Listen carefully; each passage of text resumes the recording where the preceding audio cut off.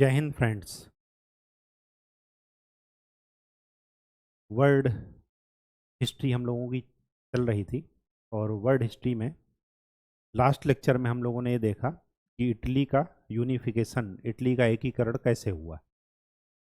आज का जो हमारा टॉपिक है वो है जर्मनी का एकीकरण। मैंने आपको बताया है कि ये टॉपिक पढ़ने अलग अलग हैं, लेकिन इनको समग्र रूप में देखना, क्योंकि ये दोनों घटनाएं साथ साथ चल रही हैं, तो एक दूसरे का क्रम चलता रहेगा।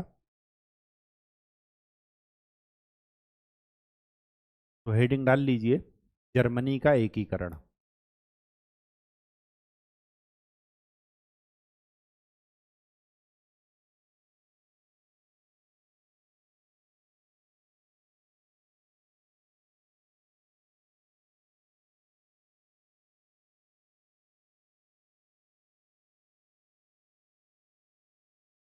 वही चीजें, बैकग्राउंड क्या चल रहा, फिर एकीकरण में कुछ तत्व तो बाधक होंगे, जैसे इटली के एकीकरण में थे। फिर कुछ तत्व सहायक होंगे।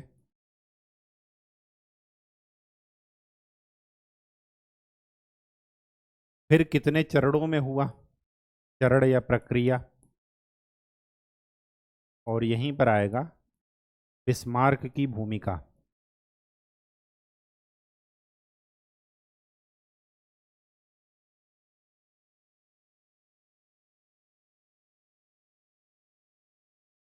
और लास्ट, क्या प्रभाव। पृष्ठभूमि वही है जो जो इटली में है। क्या कि नेपोलियन ने सब जगह कब्जा किया हुआ था। राष्ट्रवाद, सैन्यवाद, इनकी भावनाएं को प्रबल क्या मिला था, अच्छा रिस्पांस मिला था। लोगों ने स्वतंत्रता, समानता, बंधुत्व के बारे में जाना था। फ्रांस के विचार अप्राकृतिक रूप से प्राकृतिक रूप से वो अपने आप नेपोलियन के विस्तार के साथ ही सभी देशों में फैल रहे हैं। फिर नेपोलियन के पतन के बाद कौन आया, ऑस्ट्रिया।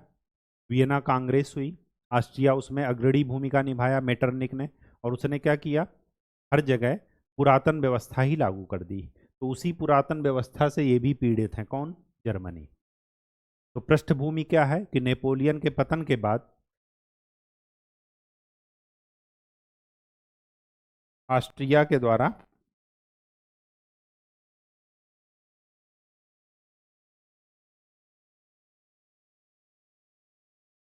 पुरातन व्यवस्था लागू की गई। और पुरातन व्यवस्था मैंने बताया था, चर्च, धर्म, सामंतवाद, इनका बोलबाला था। ठीक, वंशानुगत राजतंत्र था। ठीक, तो ये थी आपकी पृष्ठभूमि।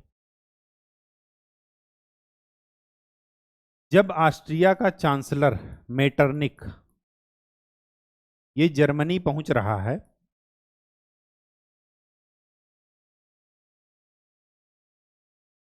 तो इसने एक घोषणा की जिसको बोलते हैं कार्लसवाद की घोषणा।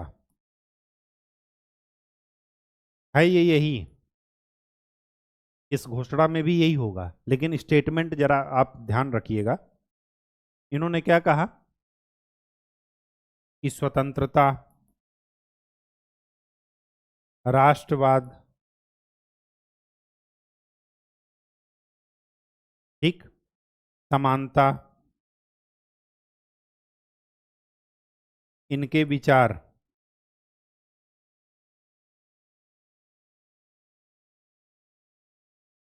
फैलाना कानूनी अपराध है।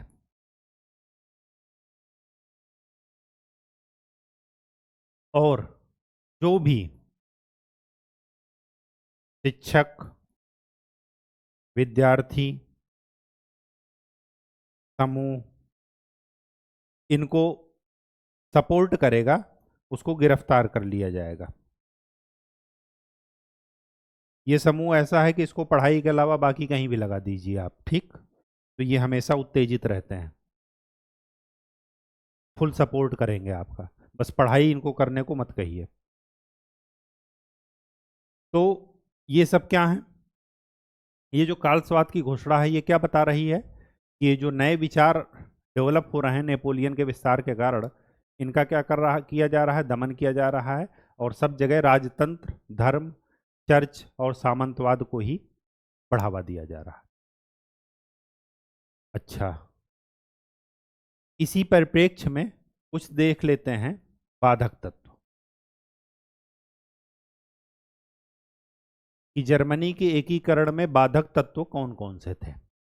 तो पहला है विदेशी सत्ता की उपस्थिति, और वो विदेशी सत्ता कौन सी है? ये है ऑस्ट्रिया।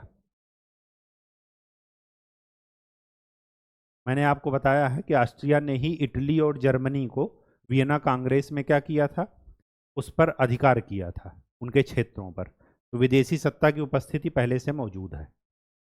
जैसे इटली में दो क्षेत्रों में विभाजन था, जैसे अमेरिका में दो क्षेत्रों में विभाजन था, वैसे ही जर्मनी में भी दो क्षेत्रों में सामाजिक और आर्थिक विषमता पहले से मौजूद है। तो सामाजिक आर्थिक विषमता,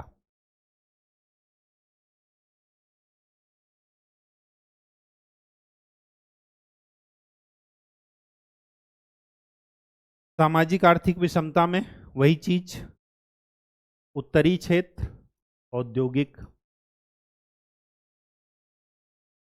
और दक्षिणी क्षेत्र कृषि प्रधान। जहां भी कृषि प्रधान व्यवस्था रहेगी वहां पर फ्यूडल लॉर्ड्स रहेंगे, भूस्वामी, जमींदार, ये वर्ग रहेगा। अब इनमें सबसे खास बात होती है कि ये वंशानुगत होते हैं, इसमें टैलेंट की जरूरत नहीं है। आप उसी वंश में पैदा हुए हैं तो आपको विरासत में चीजें मिलती चली जाएंगी। लेकिन यहां पर औद्योगिक में यहां पर कंपटीशन है, यहां पर कंपटीशन है। तो ये जो पूंजीपति लोग हैं,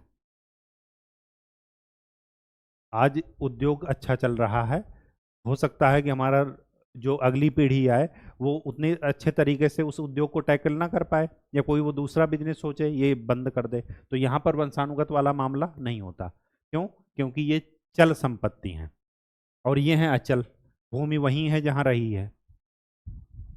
तो ये जब वंशानुगत हैं तो कभी भी चेंज का विरोध ये करेंगे हमेशा।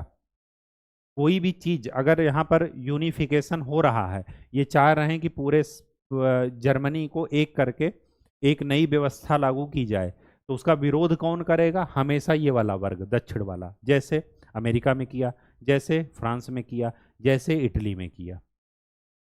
ठीक, तो ये कौन कर रहे थे? ये विरोध कर रहे थे। और ये सपोर्ट दो कारण से कर रहे थे। एक तो इनके पास वंशानुगत वाला सिस्टम नहीं है, दूसरी बात इन्होंने ये देखा कि अगर हम एक हो जाएंगे, यूनिफाइड हो जाएगा जर्मनी, तो वो भी ब्रिटेन और फ्रांस की तरह उपनिवेशों को बनाएगा, और तो और उस उपनिवेशवाद की दौड़ में क्या करेगा? अपना औद्योगिक क्रांति करके विकास करेगा। और वो औद्योगिक क्रांति के लिए रॉ मटेरियल कहाँ से आएगा? उन्हीं उपनिवेशों से जहां पर उन्होंने कब्जा किया है।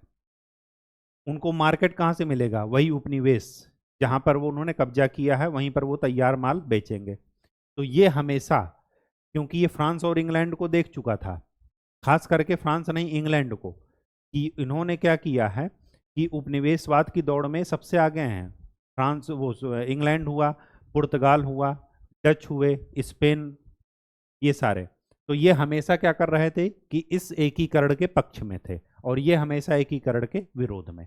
कारण समझ में आ गया क्यों पक्ष में थे, क्यों विरोध में? क्योंकि ये चाह रहे थे कि अगर उपनिवेशवाद फैलेगा तो हमारा औद्योगिक क्रांति के द्वारा जो भी हम टेक्नोलॉजिकल डेवलपमेंट करके मशीन और ये सब बनाएंगे, तैयार माल बनाएंगे, तो हमारा मुनाफा क्या होगा? बढ़ेगा, हम भी एक औद्योगिक शक्ति के रूप में उभरेंगे।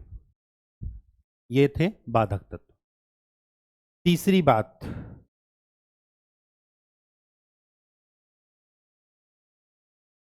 बाधक तत्व और कौन था?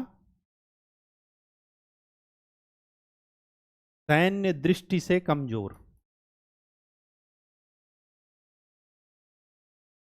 सेना इसकी क्या थी? कमजोर थी। कमजोर होने का कारण क्या था वो जान लेते हैं। यहां पर एक ही प्रांत था जिसको बोलते हैं प्रशा। प्रशा यही थोड़ा स्ट्रांग था। बाकी पूरे जर्मनी किसका शिकार था? सामंतवाद का। और यहां पर क्या था? यहां पर था संवैधानिक राजतंत्र। राजा का शासन था लेकिन वो संविधान के द्वारा था, उसकी इच्छा अनुसार नहीं था। और इसी प्रांत का जो प्रशासक था, जैसे ऑस्ट्रिया का प्रशासक या चांसलर मेटरनिक था, पीडमांट का काबूर था, वैसे ही प्रशा का जो प्रशासक था, पीएम था, चांसलर था, उसी का नाम था बिस्मार्क। अब बिस्मार्क ये सोच रहे थे कि अगर हम जर्मनी को एक करेंगे तो स्वाभाविक सी बात है कि ये राजा का शासन हमारे हट जाएगा। और राजा ने ही तो इनको पद दे रखा है ना। तो ये चाह रहे थे कि क्या, कि अगर एकीकरण हो भी तो राजा का पद हमारे बरकरार रहे। और ऐसा कब होगा? जब ये एक्सपेंड करेगा पूरी जर्मनी में, तभी तो होगा। क्योंकि इनका आधिपत्य बढ़ेगा तभी राजा रहेंगे। पता चला उसी लपेटे में ये भी चले गए, उसी एकीकरण में। तो ये क्या चाह रहे थे? शुरुआत में इसके विरोध में थे एकीकरण में, ये भी एक बाधा बन रहे थे कि एकीकरण ना हो, क्योंकि अगर एकीकरण हुआ तो राजा का शासन खत्म। ठीक, सेना खाली इन्हीं के पास है, बाकी और पूरी जर्मनी में किसी के पास नहीं है। यही प्रांत थोड़ा स्ट्रांग था, प्रसा। तो कहा जाता है ना कि जो संपत्ति को इकट्ठा कर लेना वो अच्छी बात नहीं है, संपत्ति का वितरण समान रूप से हो। अगर एक जगह बहुत अमीरी, दूसरी जगह बहुत गरीबी, तो वहीं से नक्सलवाद की शुरुआत हो जाएगी, वहीं से माओवाद की शुरुआत हो जाएगी। क्यों? क्योंकि जब उनके पास खोने को कुछ नहीं रहेगा तो स्वाभाविक सी बात है वो बंदूक उठाएंगे। क्योंकि नुकसान उनका नहीं हो रहा है, वो तो सोच रहे हैं कि अगर हमें ऐसे ही मरना है तो हम क्यों ना जो है लड़ करके मरें। तो ठीक वैसे ही यहाँ पर है। तो ये इतने सारे बाधक तत्व मौजूद हैं। अब सहायक तत्व जरा देख लेते हैं।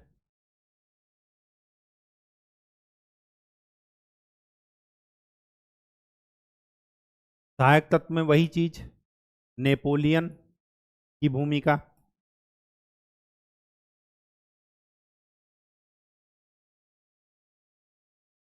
सामाजिक, राजनीतिक और भावनात्मक, साथ में आर्थिक भी लिख लीजिए।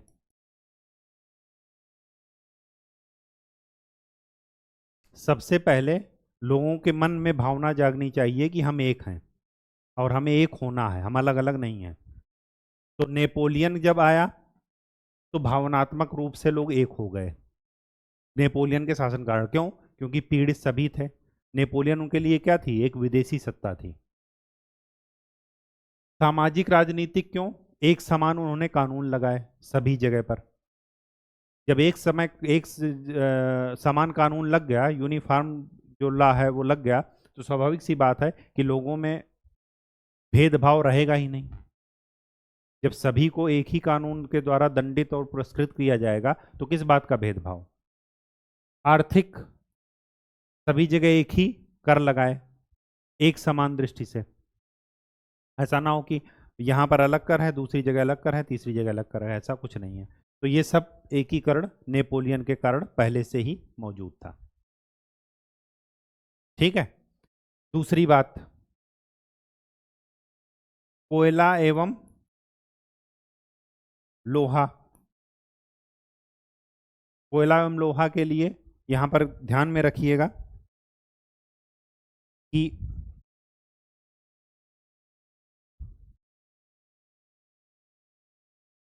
एक इसका क्षेत्र है, मुझे ध्यान में नहीं आ रहा है। हम्म,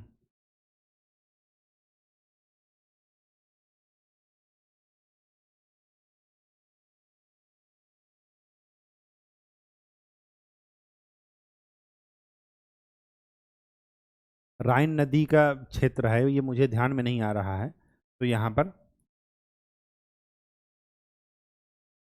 पहले से ये सब चीजें क्या हैं, मौजूद हैं। ठीक।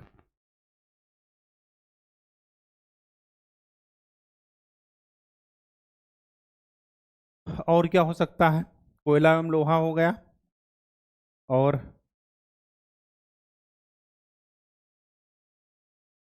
कागज एवं स्याही, मतलब बौद्धिक वर्ग की भूमिका, विचारकों की भूमिका।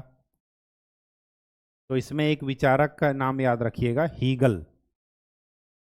और हीगल ने क्या किया, राज्य की सर्वोच्चता का सिद्धांत दिया कि सबसे सर्वोच्च कौन है, राज्य। और इसी सिद्धांत का पालन गवर्नमेंट करती हैं। आपने पढ़ा होगा पॉलिटी में कि जो आपातकाल के समय सेंट्रल गवर्नमेंट, केंद्र की सरकार पूरी तरीके से राज्य की सरकार को अपने कंट्रोल में ले लेती है बिना किसी संविधान संशोधन के। तो वो कहाँ से लिया गया, इसी हीगल के सिद्धांत से प्रभावित होकर के, जो जर्मनी का सिद्धांत है वहीं से ये लिया गया था कॉन्सेप्ट। तो हीगल जैसे विचारकों ने क्या दिया, राज्य की सर्वोच्चता का सिद्धांत दिया। और इन्हीं से प्रभावित होकर के बिस्मार्क, जो कि पहले एकीकरण के विरोधी थे, वो एकीकरण के किस में आ गए, सपोर्ट में। ठीक, बात समझ में आ गई। तीसरी बात, एक होता है जोलवेरिन, या इसी को बोलते हैं चुंगी संघ।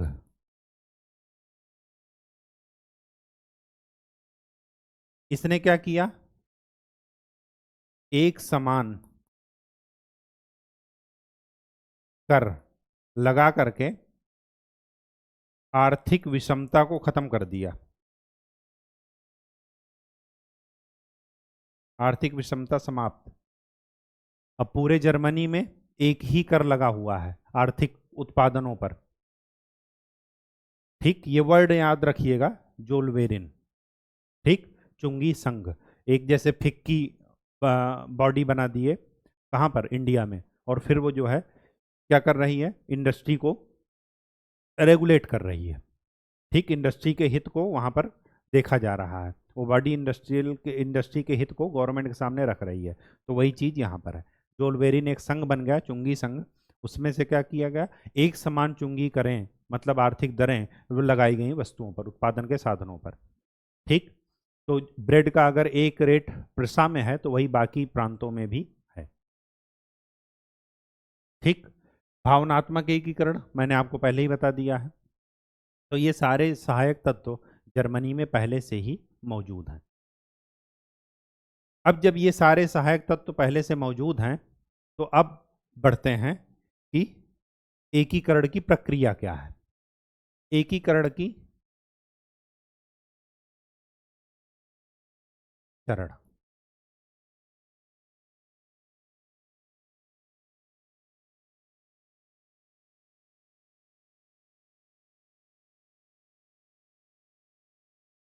इसमें आपको तीन चीजें ध्यान में रखनी है।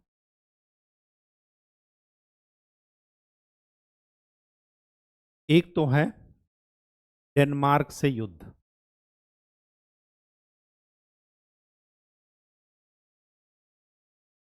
ये लड़ा गया 1864 में। फिर है ऑस्ट्रिया से युद्ध।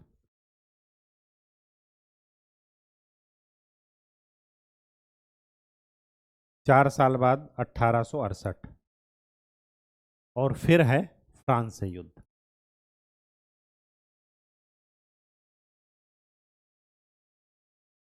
1870-71।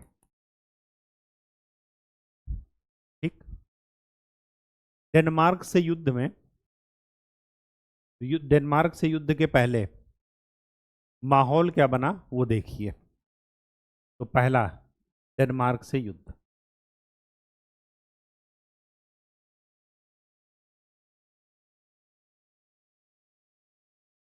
अठारह सौ चौसठ।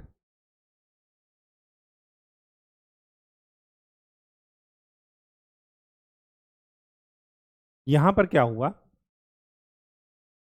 डेनमार्क का कब्जा था जर्मनी के ऊपर।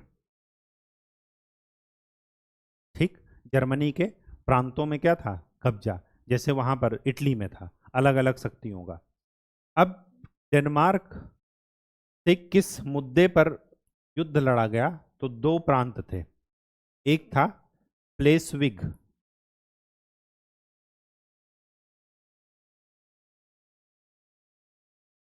और दूसरा था हॉलस्टाइन।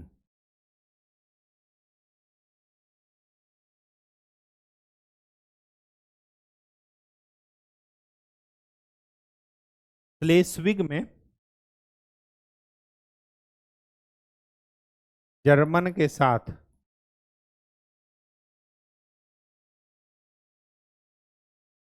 बाकी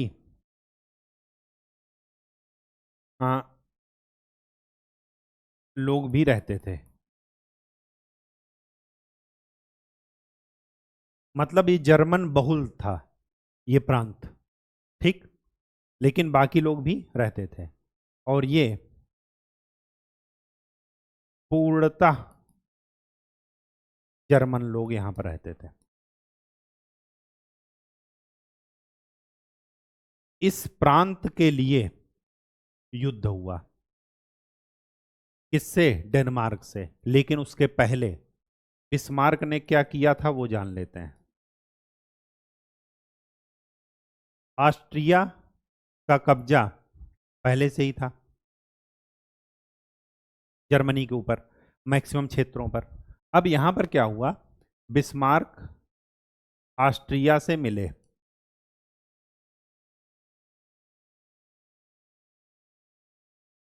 बिस्मार्क क्या मिले? ऑस्ट्रिया से। और बिस्मार्क और ऑस्ट्रिया मिल करके क्या कहे? डील क्या किए? बिस्मार्क ने इनसे डील क्या किया ऑस्ट्रिया से कि इन दोनों क्षेत्र के लिए हमें लड़ना है, इससे वापस लेना डेनमार्क से, और जब ये क्षेत्र हम ले लेंगे तो इसको आपस में बांट लेंगे। अब उस समय उपनिवेशवाद की होड़ पहले से ही मच रही थी। इटली में ऑस्ट्रिया पहले से ही परेशान था। तो इसने क्या किया? ये दोनों संगठन मिला करके क्या किए? डेनमार्क से युद्ध कर लिए। डेनमार्क से युद्ध कर लिए तो ये प्रांत जीत लिए, ये भी जीत लिए। तो स्लेस्विग बिस्मार्क ने अपने पास रखा, मतलब जर्मनी के पास, और ये दिया ऑस्ट्रिया के पास। यही है समझदारी। क्यों? क्योंकि यहां पर जर्मन के साथ और लोग भी हैं। तो यहां पर जर्मनी ने रखा और यहां पर पूर्णतया जर्मन है, तो आगे ये जर्मनी की भावनाओं को, इनकी भावनाओं को क्या करेंगे? भड़काएंगे। तो ये लोग इसके विरुद्ध युद्ध करेंगे, विद्रोह करेंगे ऑस्ट्रिया के विरुद्ध, और फिर इनको मौका मिल जाएगा, ऑस्ट्रिया को ये हटा देंगे और ये इसको ले लेंगे। तो ये यहां पर दिमाग नहीं लगा पाए। कौन? ऑस्ट्रिया। ये जो बांटने के लिए समझौता हुआ युद्ध के बाद कि कौन कौन क्षेत्र में बांटेगा, इसको बोलते हैं गेस्टाइन समझौता।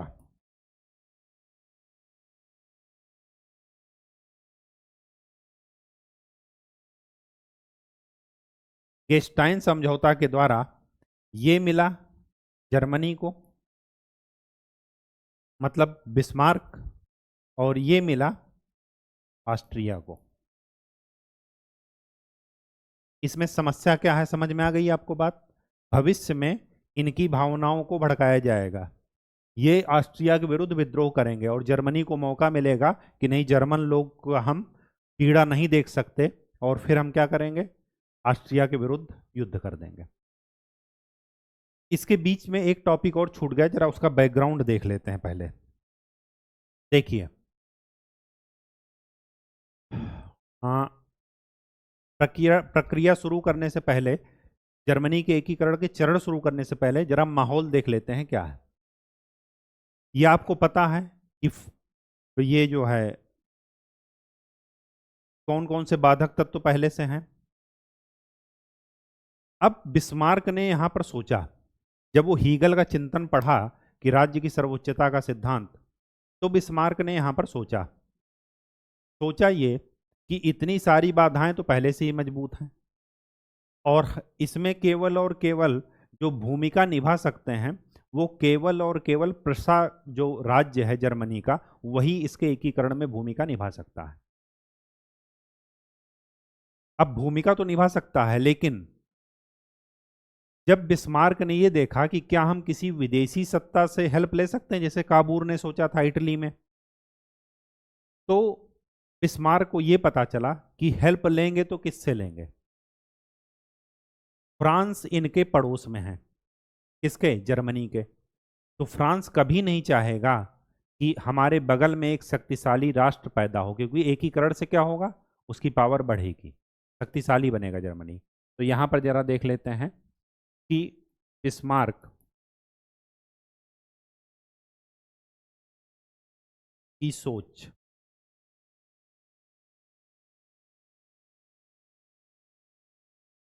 विदेशी मदद के लिए, कि विदेश से कुछ मदद मिल सकती है कि नहीं। फ्रांस कभी नहीं चाहेगा कि उसके पड़ोस में एक शक्तिशाली राष्ट्र पैदा हो। इंग्लैंड कभी चाहेगा? नहीं चाहेगा। क्यों नहीं चाहेगा? क्योंकि ये अगर यूनाइट हो जाएंगे तो उपनिवेशवाद की दौड़ में ये हमारे कंपटीटर होंगे। तो ये नहीं चाहते कि हमारे कंपटीशन में कोई कंपटीशन हमारे साथ करे। तो ये नहीं चाहेंगे कि उपनिवेशवाद की दौड़ में प्रतिद्वंदी बने।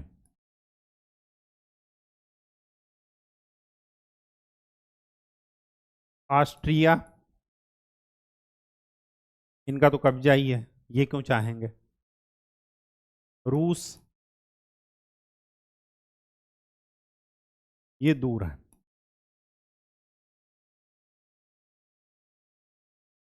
और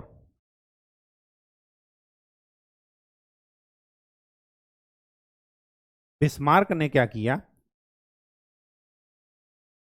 बिस्मार्क की सोच देखिए। बिस्मार्क ये देख रहा है कि जर्मनी और फ्रांस एक दूसरे के बगल हैं, तो लास्ट में इसको पता है कि लास्ट में युद्ध किससे होना है, फ्रांस से। क्यों? क्योंकि लास्ट में पड़ोसी ही बचेंगे, क्योंकि बाकी सारी विदेशी शक्तियां तो भाग जाएंगी यहां से, लेकिन पड़ोसी तुम चेंज कर नहीं सकते। तो बिस्मार्क की सोच क्या है कि फ्रांस के साथ युद्ध एक तर्कपूर्ण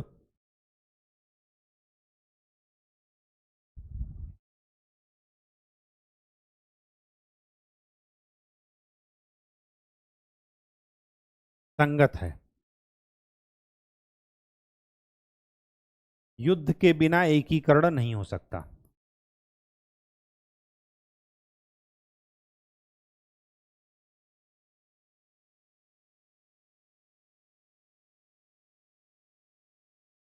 अब यहीं पर क्या हो रहा है, यहां पर यह हो रहा है कि प्रशा में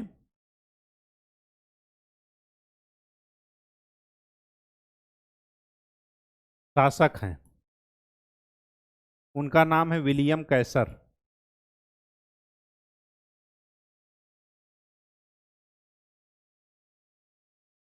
इन्होंने क्या किया, बिस्मार्क को लगाया, सारी रिस्पॉन्सिबिलिटी बिस्मार्क को दी कि आप ठीक है, सैन्य शक्ति जो है मजबूत कीजिए, क्योंकि बाहरी मदद तो नहीं मिल सकती। तो यहां पर बाहरी मदद हमने देख लिया, विदेशी सत्ता कोई देगा नहीं इनको मदद। तो यहां पर इन्होंने क्या सोचा कि अपनी शक्ति, सैन्य शक्ति मजबूत की जाए, क्योंकि बाहरी मदद इनको मिलने से रही। अब अपनी सैन्य शक्ति के लिए ये बजट लेने पहुंचे वहां की संसद, ये जो संवैधानिक राजतंत्र था। तो वहाँ के जो संसद के लोग थे उन्होंने क्या किया, उस प्रस्ताव को ही निरस्त कर दिया। अब जब प्रस्ताव को निरस्त कर दिया तो ये अपने सपोर्ट में कुछ बोलेंगे, तो ये सपोर्ट में क्या बोल रहे हैं, ये सपोर्ट में ये बोल रहे हैं कि जर्मनी की जनता प्रशा के उदारवाद की ओर नहीं देख रही, बल्कि प्रशा की शक्ति की ओर देख रही। शक्ति की ओर देख रही। अब जब शक्ति की ओर देख रही है तो इन्होंने क्या वो दिया कि शक्ति के बल पर ही एकीकरण संभव है, यूनिफिकेशन पॉसिबल है।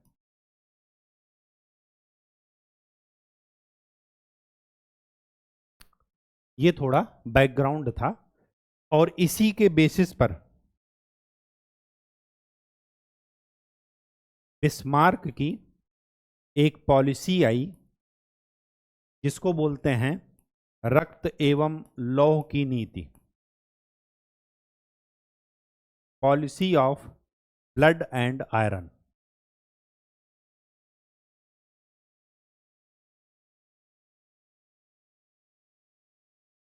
और ठीक नेपोलियन की तरह युद्ध दर्शन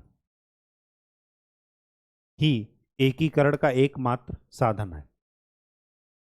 इसी परिप्रेक्ष्य में 3 युद्ध होते हैं। ये जो 3 युद्ध आपने पढ़े हैं,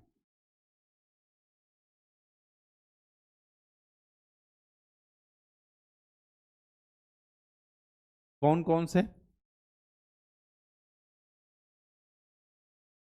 तो यहां पर डाल लीजिए, चाहे चरण डाल लीजिए, चाहे बिस्मार्क की रक्त एवं लौह युद्ध लौह की नीति डाल लीजिए, चाहे युद्ध नीति डाल लीजिए हेडिंग। तो यहां पर 3 युद्ध हुए। एक डेनमार्क का, डेनमार्क के साथ युद्ध 1864, फिर हुआ ऑस्ट्रिया के साथ 1868, और फिर हुआ लास्ट में फ्रांस के साथ 1870-71। डेनमार्क के साथ 2 क्षेत्रों पर हुआ, स्लेस्विग और हॉलस्टाइन। ऑस्ट्रिया के साथ उन्होंने गुट बनाया, किसने? बिस्मार्क ने। और फिर क्या हुआ कि स्लेस्विग अपने पास रख लिया बिस्मार्क ने, जर्मनी के पास, और ऑस्ट्रिया को क्या दे दिया? हॉलस्टाइन। कौन सा समझौता हुआ जिसके द्वारा ये बांटा गया? उसको बोलते हैं गेस्टाइन का समझौता। ठीक। अब देखते हैं ऑस्ट्रिया के साथ युद्ध क्यों हुआ, किस मुद्दे पर। इसको बोलते हैं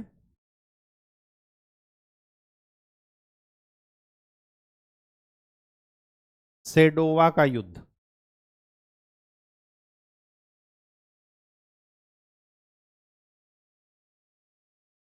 क्या बोल रहे हैं इसको?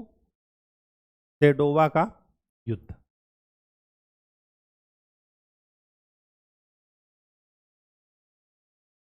इस सेडोवा के युद्ध में जरा यहीं पर इटली का एकीकरण याद कीजिए।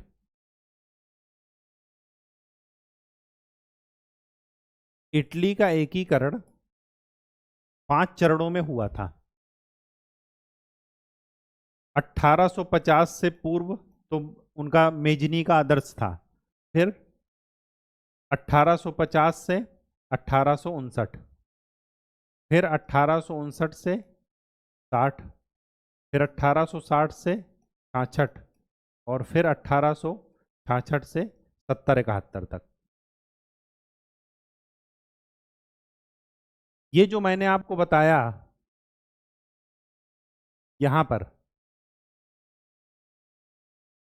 यहां पर ऑस्ट्रेलिया ने क्या कर लिया था, ओ सॉरी, इटली ने फ्रांस से दोस्ती करके ऑस्ट्रिया को हरा दिया था और लोम्बार्डी अपने कब्जे में ले लिया था। ठीक है, यहां पर ये 1866 और 70 का जो समय है, ये यही समय है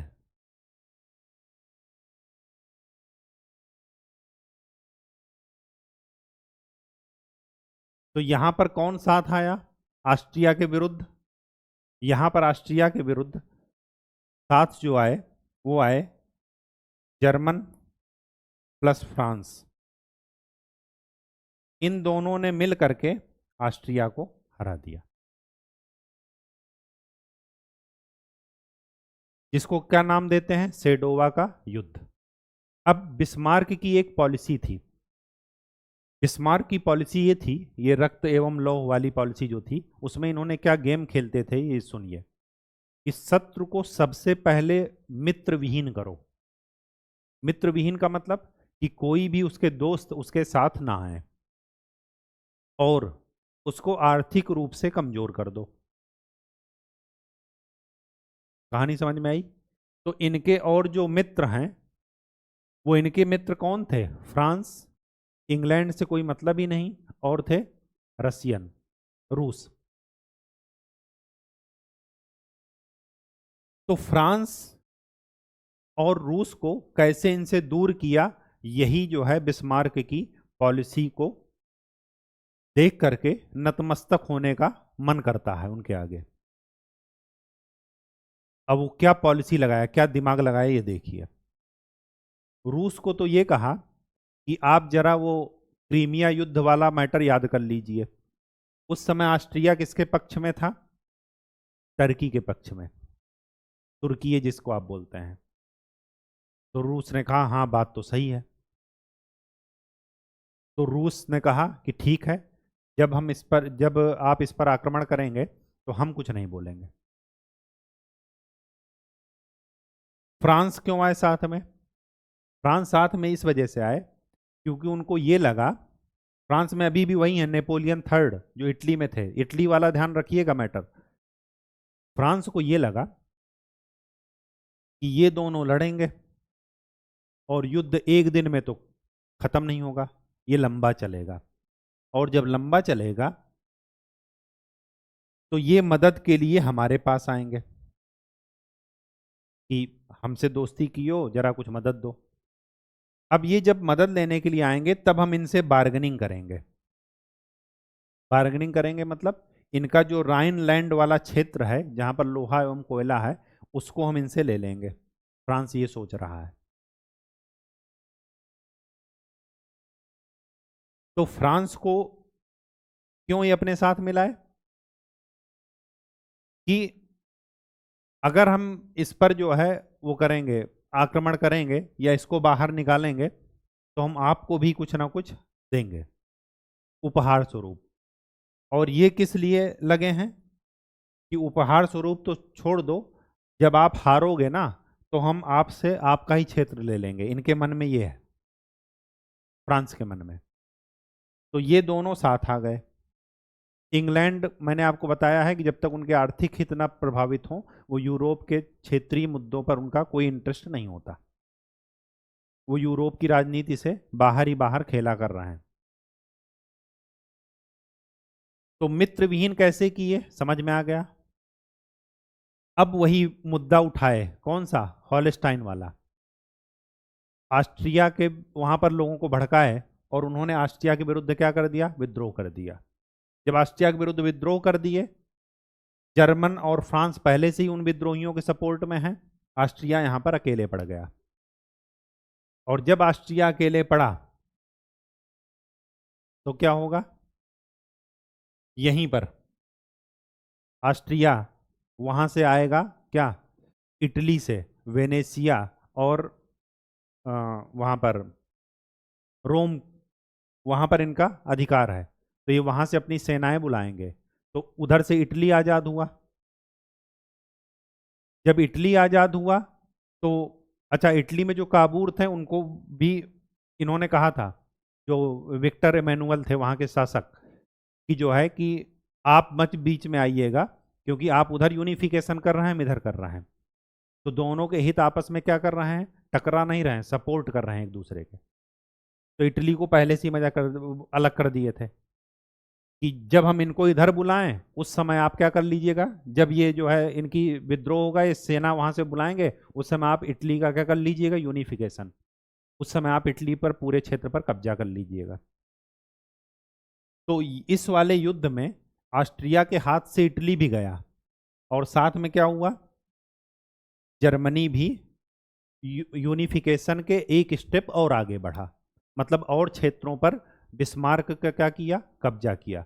बिस्मार्क मतलब वही प्रसा ही बढ़ा रहा अपना क्षेत्र, प्रसा जो उसका राज्य है उसी का ही विस्तार हो रहा पूरी जर्मनी में, आप ये ध्यान में रखिएगा।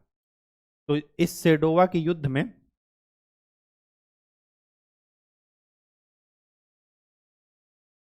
हाँ, ये 1866 है, 68 नहीं।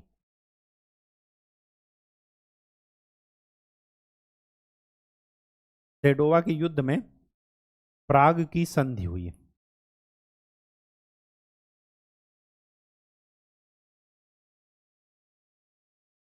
क्या हो गया, प्राग की संधि किससे हुई, ऑस्ट्रिया से और जर्मनी से। अब यहां पर क्या हुआ, प्राग की संधि में दो चीजें,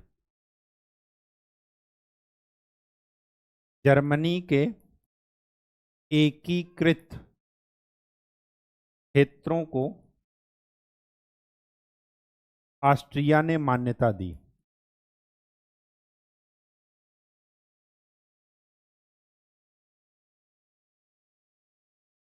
ऑस्ट्रिया ने क्या किया, जर्मनी के एकीकृत क्षेत्रों को मान्यता दी, और दूसरा काम क्या किया,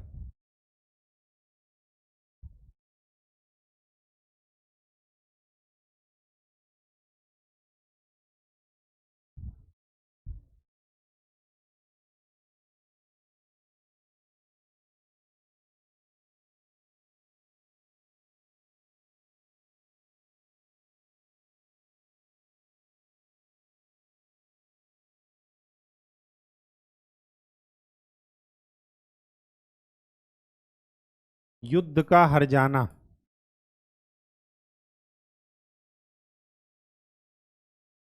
ऑस्ट्रिया को देना पड़ा।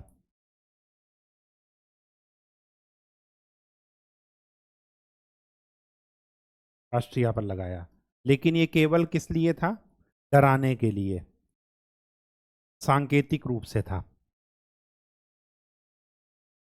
और क्या हुआ, वो जो हॉलस्टाइन और स्लेस्विग वाले इलाके थे उसको क्या मिल गया,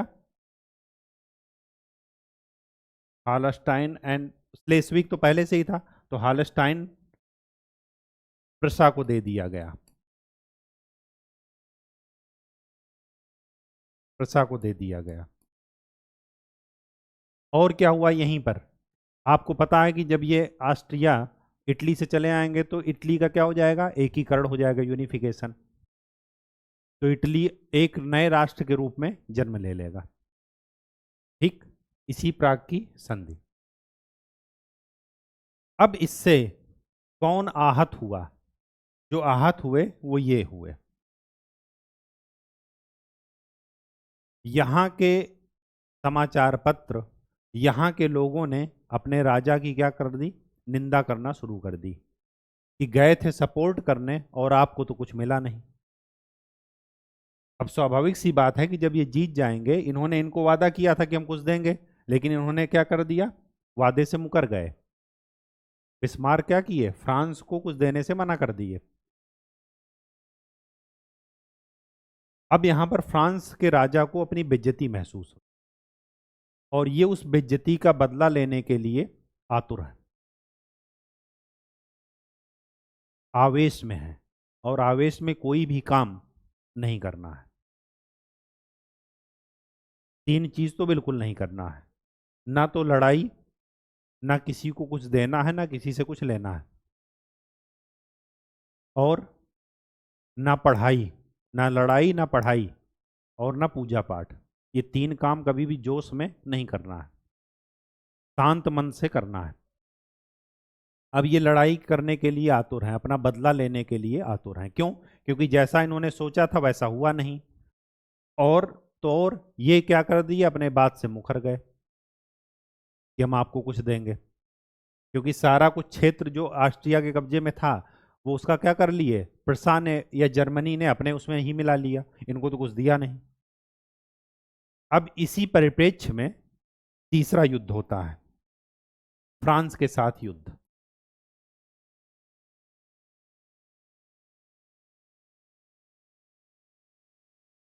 फ्रांस के साथ युद्ध, इसको बोलते हैं सेडान का युद्ध।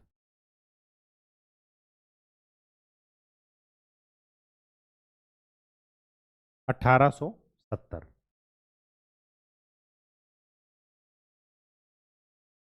इसके बैकग्राउंड में वही है कि फ्रांस अपना बदला लेने की बात कर रहा है।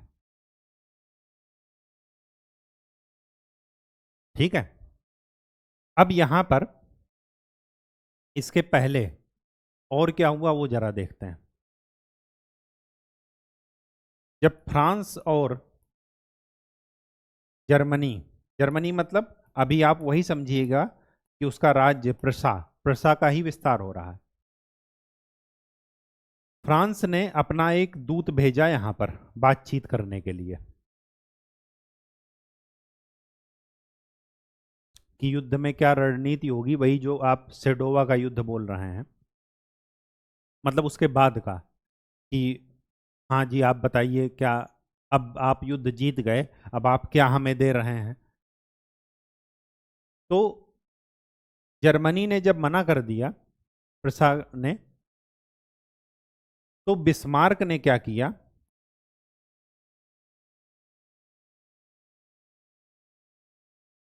जो ये अपने देश में, जैसे आप आज भी देखिए अगर कोई जैसे किसी के राष्ट्राध्यक्ष किसी देश के कहीं किसी दूसरे देश में जाते हैं तो दोनों जगह के न्यूज़पेपर अपनी अपनी हेडलाइंस निकालते हैं कि ये मुद्दे पर बात हुई और उन्होंने इस मुद्दे पर भारत का सपोर्ट किया, भारत ने उनका सपोर्ट किया, ऐसे ऐसे करके कुछ निकालते हैं।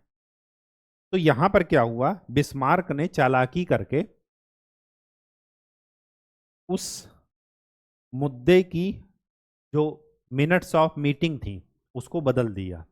क्या बदल दिया, यहां पर क्या भेजा मैसेज, यहां पर यह भेजा कि फ्रांस के राजदूत का अपमान, अपमान मतलब कहा कि उनको बैठने को भी नहीं पूछा।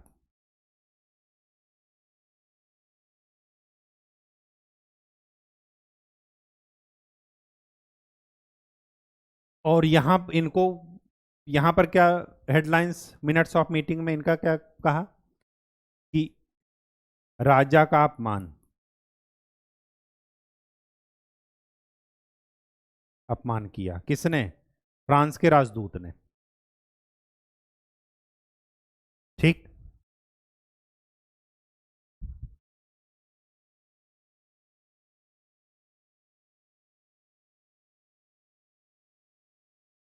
तो दोनों जगह क्या किए, विरोधी भावनाएं भड़का दिए। अब जब विरोधी भावनाएं भड़का दिए, ये बैकग्राउंड में चल रहा है इस सेडान के युद्ध के पहले। अब जब विरोधी भावनाएं भड़का दिए तो दोनों तरफ से क्या है, मामला एकदम उग्र है, बस एक चिंगारी की जरूरत है। चिंगारी की जरूरत मिली कहां से, चिंगारी की जरूरत मिली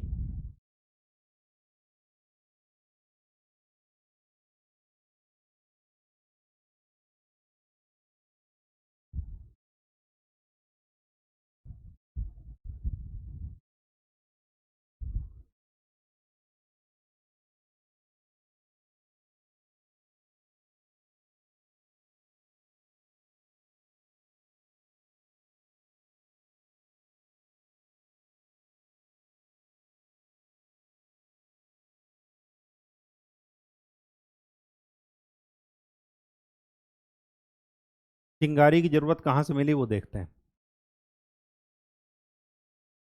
नेपोलियन थर्ड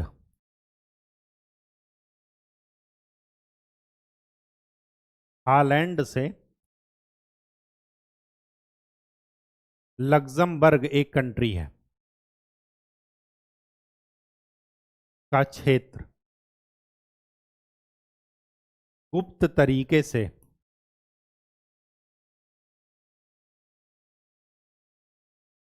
खरीदना चाहा कि किसी को पता ना चले,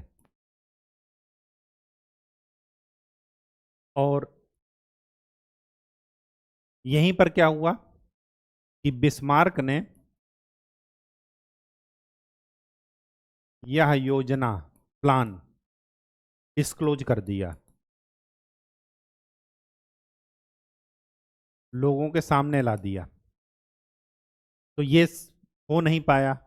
अब यहां पर दो चीजें हैं। जब ये हो नहीं पाया तो हालैंड ने इनको चेतावनी दी कि ऐसा आप मत कीजिए, और ये वैसे भी गुस्से में कि ऐसा क्यों कर दिए। एक तो आपने हमारे राजदूत का अपमान किया, और दूसरा ये चीज डिस्क्लोज कर दी। अब स्पेन के उत्तराधिकार के मामले में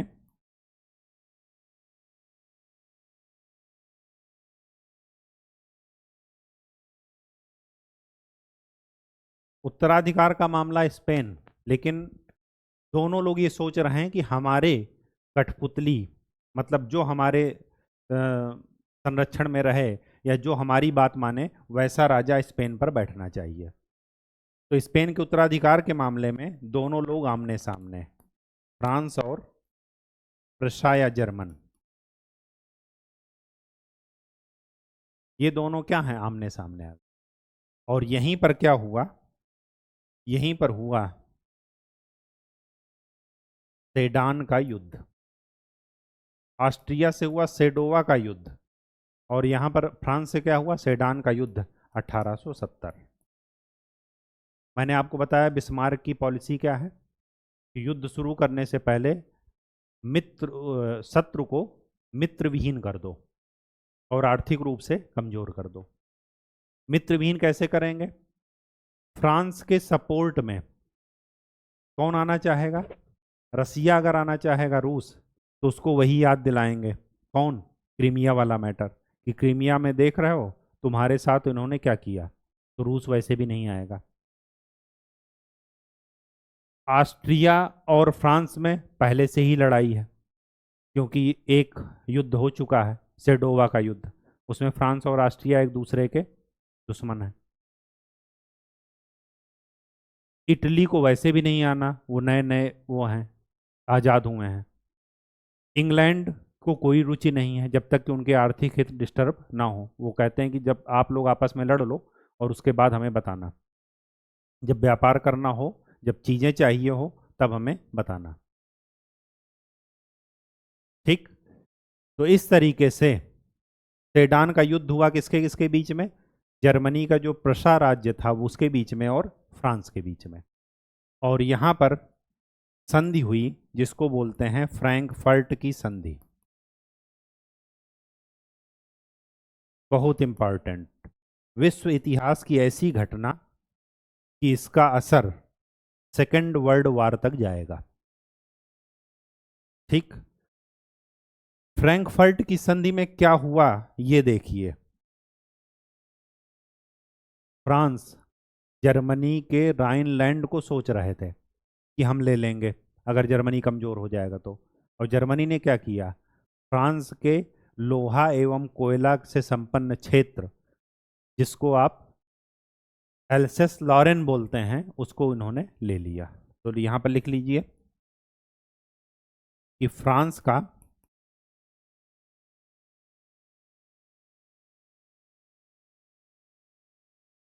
एल्सेस लॉरेन क्षेत्र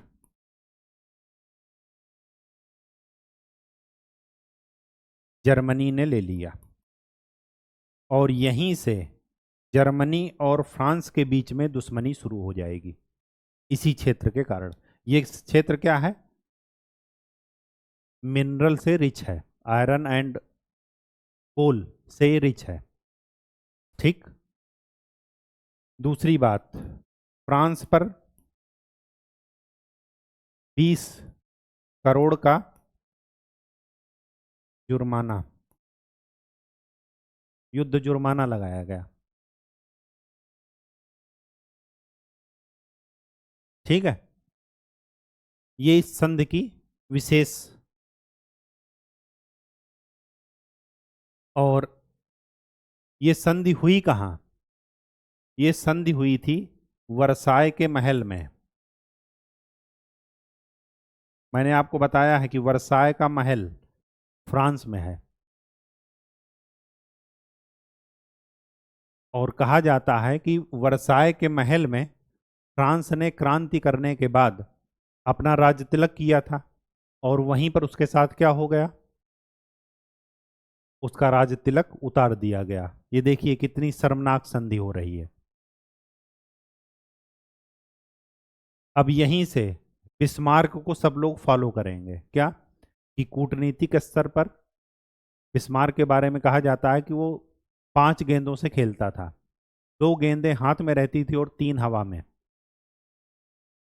मतलब ऐसे ऐसे प्रॉमिस कर लेता था मजबूरी में, मतलब कि हाँ आप हमारे साथ आ जाओ, हम आपको ये कर देंगे वो कर देंगे, सब हवा में। और वही दूसरे के साथ भी प्रॉमिस कर रहा है, वही तीसरे के साथ भी, वही चौथे के साथ। वो जान रहा है कि जो जीतेगा उसके साथ देखा जाएगा, उसके साथ मिल लेंगे।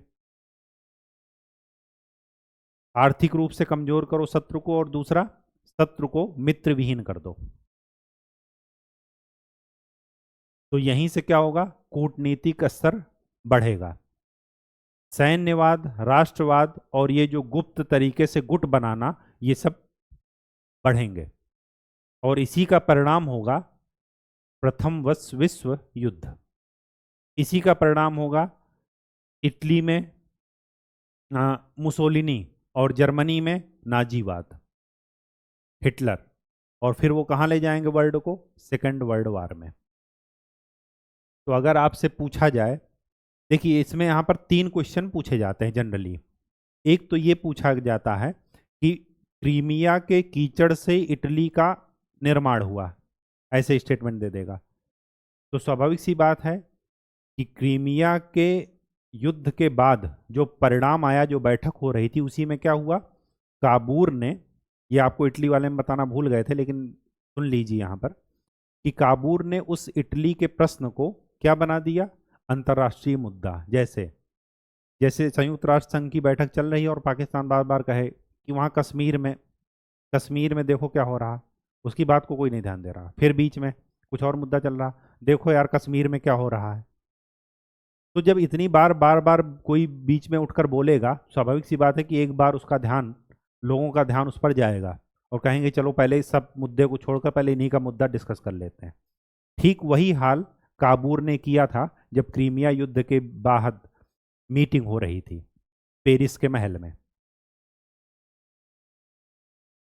जब मीटिंग हो रही थी तो उसमें वो बार बार इटली का मुद्दा उठा रहे थे। तो इसीलिए कहा जाता है कि क्रीमिया के कीचड़ से इटली का एकीकरण हुआ या इटली का जन्म हुआ। दूसरा क्वेश्चन ये बनता है कि नेपोलियन ने इन देशों के प्रति एक ऐसे राजकुमार की भांति व्यवहार किया कि जंगल में सोई हुई राजकुमारी को उसने जगा दिया। ये किस परिप्रेक्ष्य में कहा जाता है? कि नेपोलियन के विस्तार के कारण फ्रांस के जो आधुनिक विचार थे वो इन देशों में फैल रहे हैं, और इसी वजह से ये देश धीरे धीरे आज़ाद और एकीकृत हो रहे हैं। तीसरा ये बोला जाता है स्टेटमेंट में कि फ्रांस को जब जुकाम होता, सॉरी, हाँ, फ्रांस को जब जुकाम होता है तो पूरा यूरोप छींकता है। इसका क्या मतलब है? कि फ्रांस में जो भी डिस्टरबेंस होगा, वो पहली छींक के आई थी फ्रांस के डिस्टरबेंस के बाद इटली का एकीकरण, दूसरी छींक के आई जर्मनी का एकीकरण हुआ। ठीक, तो ये क्या मतलब है? कि फ्रांस की जो स्थिति है, फ्रांस में कुछ भी हो, सामाजिक आर्थिक राजनीतिक उथल पुथल होगी, तो उससे बाकी पूरा यूरोप डिस्टर्ब रहेगा। ठीक है, अगर ये कहा जाए कि फ्रैंकफर्ट की संधि यूरोप के लिए घाव थी, तो ये खाली यूरोप के लिए घाव नहीं थी। देखिए ये ले लिए, अब फ्रांस और जर्मनी की दुश्मनी चिरकाल के लिए हो गई, इस पर जुर्माना भी लगा दिए। इनके राजा के प्रति लोगों पहले ही विद्रोह कर रहे थे, अब ऊपर से क्या किए, जब लोग कहेंगे ना कि वहां पर तुम गए और कुछ पाए नहीं, जो था उसको भी सौंप कर चले आए। जब ये आएंगे यहाँ पर सेडान का युद्ध करेंगे जर्मनी के साथ, तो जो नेपल्स और सिसिली, जहाँ पर कुछ फ्रांस के लोग थे भी, वो फ्रांस का कुछ आधिपत्य था भी, जबकि गैरीबाल्डी ने कब्जा कर लिया था, और सेवाय और नीस, वहां पर भी फ्रांस का अगर कुछ आधिपत्य था भी, तो वहां से जैसे ही सेनाएं आएंगी, इस पर उस पर इटली का एकीकरण हो जाएगा, पूरा इटली कब्जे में हो जाएगा, किसके, विक्टर इमैनुअल के। और यहाँ पर जर्मनी, मतलब आप इटली से भी हाथ धो बैठे और जर्मनी से भी हाथ धो बैठे, तो यहाँ पर यहाँ के जो राजा थे फ्रांस के, नेपोलियन थर्ड, उनके विरुद्ध जनता क्या कर देगी, विद्रोह कर देगी और उनको फांसी दे दिया जाएगा। तो फ्रैंकफर्ट की संधि पूरे यूरोप यूरोप के लिए घाव नहीं थी। अब देखिए यूरोप में इन्होंने क्या उथल पुथल मचाया, कि एक देश से को इतना बेइज्जत कर दिया, उससे उपनिवेश भी ले लिए, उस पर जुर्माना भी लगा दिए, और तो और उसका समृद्ध क्षेत्र भी ले लिए। उसके बाद क्या किए, उसके बाद ये किए, गुट बन गया।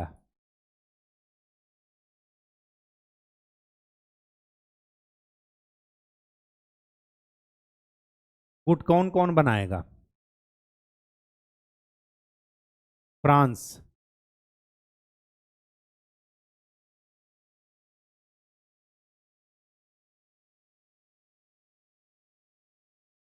इंग्लैंड,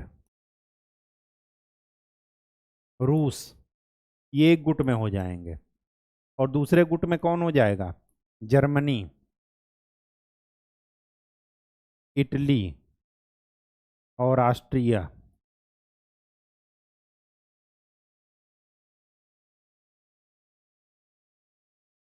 तो इससे क्या होगा, क्षेत्रीय गुटीय राजनीति को बढ़ावा मिलेगा।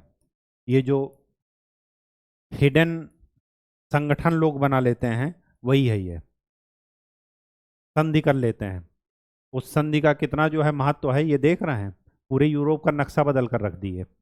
इसके बाद सैन्यवाद, अविश्वास, तनाव को बढ़ावा मिलेगा, और उसी का परिणाम होगा first world war. First world war में दो ही गुट हैं, एक ये और एक ये। पूरा यूरोप चाहता है कि जर्मनी ना बने, बिस्मार्क ने बना कर रख दिया। देखिए कैसे बनाए। और इन्होंने प्रसा को वादा किया था, प्रसा की जनता को, कि प्रसा को कुछ नहीं होने देंगे, और देखिए प्रसा का संवैधानिक राजतंत्र बरकरार रहा। क्यों, क्योंकि प्रसा का ही विस्तार हो रहा है, हर जगह प्रसा ही अपना विस्तार कर रहा है। तो यहां पर क्या है कि जर्मनी का प्रसाकरण हो रहा है। ठीक, बात समझ में आ गई। तो ये केवल यूरोप के लिए घाव थी फ्रैंकफर्ट की संधि, या पूरी मानवता के लिए थी, यहां पर मानवता भी आ गई। तो फ्रैंकफर्ट की संधि न केवल यूरोप के लिए घाव थी, बल्कि पूरी की पूरी मानवता के लिए घाव थी।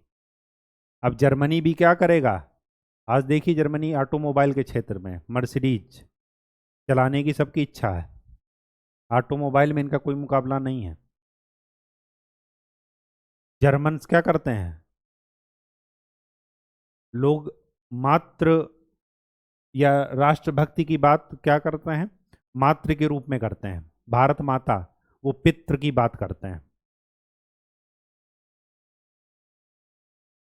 अब जर्मनी क्या करेगा, अपना डेवलपमेंट करेगा, इनको लोहा कोयला पहले से था राइनलैंड में, अब एल्सेस लॉरेन क्षेत्र भी मिल गया, तेजी से डेवलपमेंट करेंगे।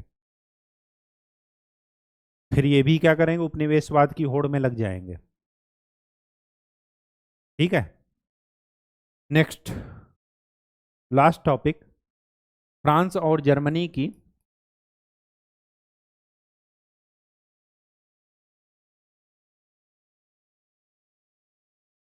एकीकरण की तुलना।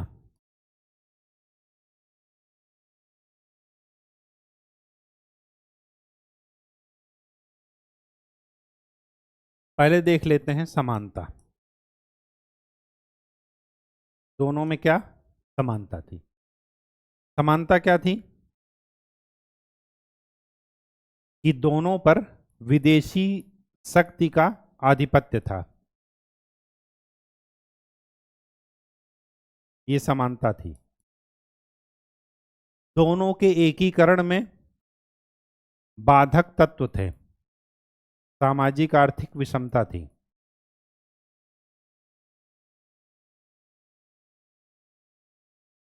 दोनों नेपोलियन के विचारों से परिचित थे।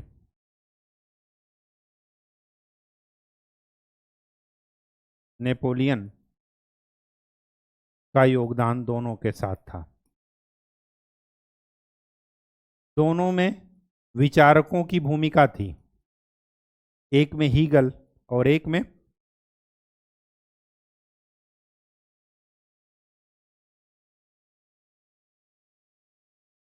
दूसरा विचारक कौन था?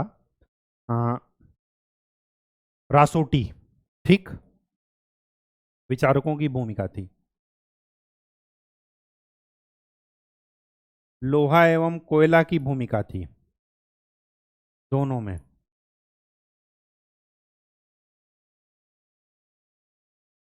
ये तो क्या हो गई? समानता।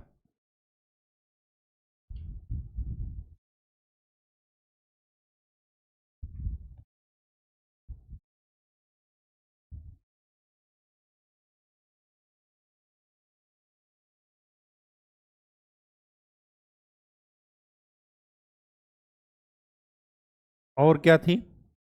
लास्ट समानता ये थी कि दोनों के एकीकरण में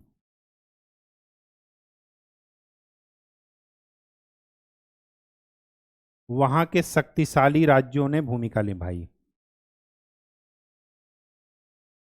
और उन्हीं को निभाना ही था।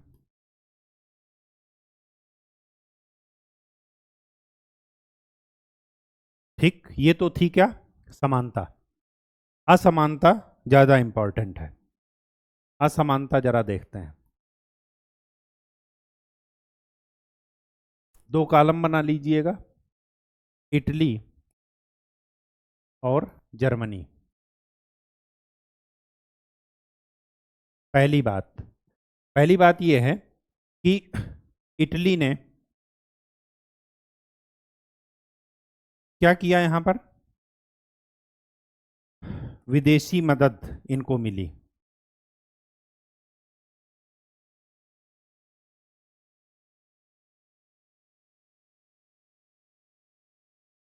विदेशी मदद से इन्होंने एकीकरण किया। जर्मनी ने ऐसा किया? जर्मनी को पता था कि विदेशी मदद नहीं मिलने वाली, और जब विदेशी मदद नहीं मिलने वाली तो क्या करेंगे? अपने दम पर स्टार्ट करेंगे। तो यहां पर कोई विदेशी मदद नहीं।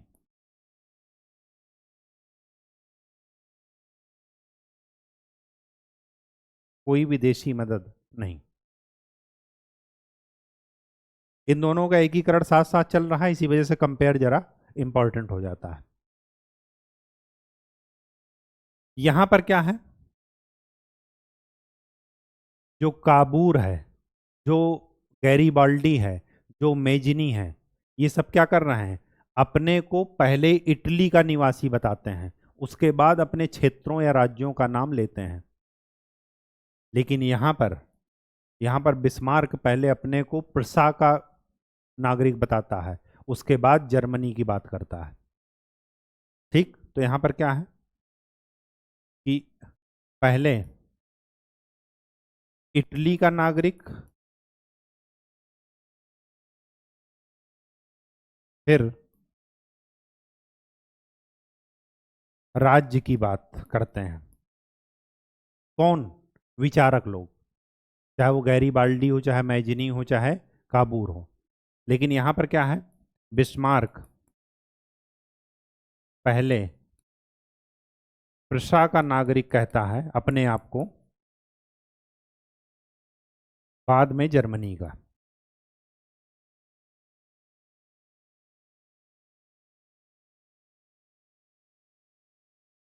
यहां पर क्या है कि जैसे जैसे एकीकरण हो रहा है तो जो राज्य हैं उनका इटलीकरण हो रहा है, क्योंकि कोई राज्य अपना प्रसार नहीं कर रहा है। तो यहां पर क्या है, राज्यों का इटलीकरण हो रहा है।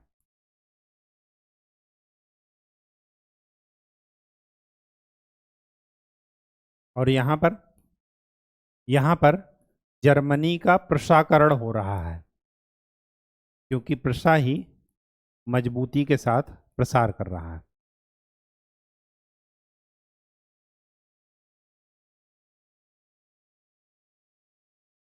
ठीक।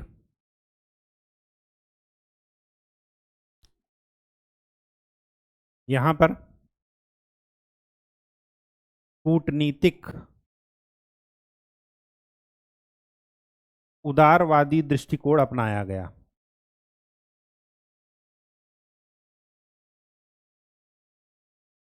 और यहां पर रक्त एवं लौह की नीति, मतलब युद्ध करके, रक्त एवं लौह की नीति अपनाई गई। नेक्स्ट,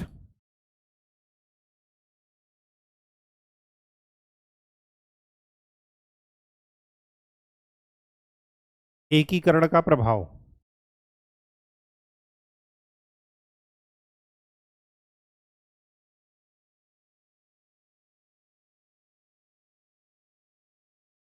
यहां पर इटली में दूरगामी प्रभाव नहीं पड़ा, और इसका तो इतना दूरगामी प्रभाव पड़ा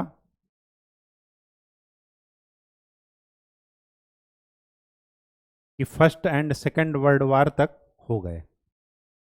एक चीज और लिख लीजिए, जैसे यहां पर क्या था, पोप का शासन था,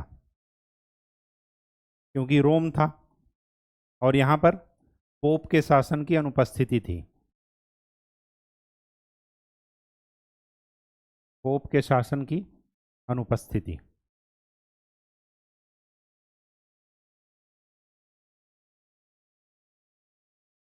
नेक्स्ट पॉइंट और नोट कर लीजिए एक, कि यहां पर कई विचारकों,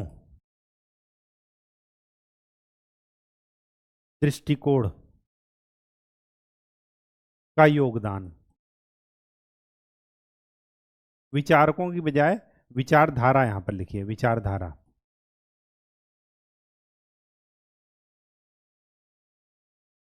विचारधारा, जैसे काबूर हो गए, गैरीबाल्डी हो गए, मेजिनी हो गए।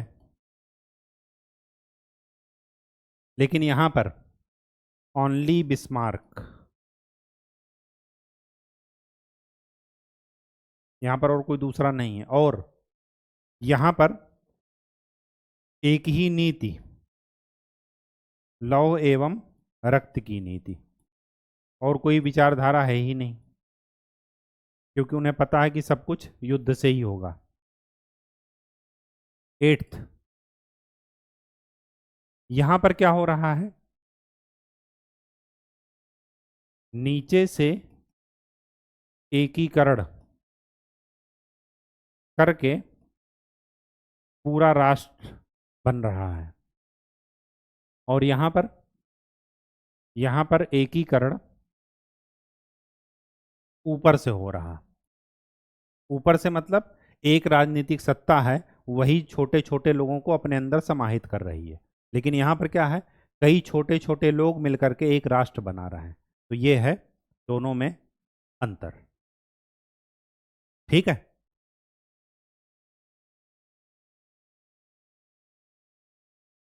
कई विचारकों की भूमिका दोनों जगह थी, वो समानता में आ जाएगा। ठीक, तो आज के लिए इतना ही। नेक्स्ट लेक्चर में हम लोग फर्स्ट वर्ल्ड वार की बात करेंगे, और ये टॉपिक हमारा आज समाप्त होता है। ये जो इटली और जर्मनी का एकीकरण मैं बार बार कह रहा हूँ, इसको साथ में रख करके पढ़िएगा, और प्रीवियस ईयर क्वेश्चन जरूर देखते रहिए। बिस्मार्क की क्या भूमिका है वो भी देखते रहिए, इनकी कूटनीति जरूर पढ़िए कि कैसे ये काम कर रहे हैं, कैसे कैसे संगठन बना रहे हैं। तो रिवाइज कीजिए। धन्यवाद।